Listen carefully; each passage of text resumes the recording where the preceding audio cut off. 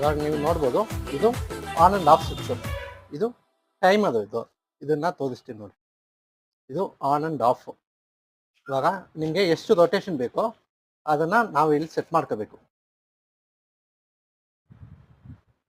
ಇವಾಗ ನಾನು ಎರಡು ಇಟ್ಟಿದ್ದೀನಿ. ಇದು ಬಂದು ನಿಮಗೆ ಯಾವ ಡೈರೆಕ್ಷನಲ್ಲಿ ಇದು ಸುತ್ತಬೇಕು ಅಂತ ಇದು ಕೊಟ್ಟಿರ್ತೀವಿ. ಇದನ್ನು ಹಾಕುವಾಗ ನಿಮ್ಗೆ ಗೊತ್ತಾಗುತ್ತೆ, ತೋರಿಸ್ತೀನಿ ನೋಡಿ. ಪ್ಲಸ್ಸು ಇದು ರಾಡ್ನ ಇಟ್ಕೊಳ್ಳಿ.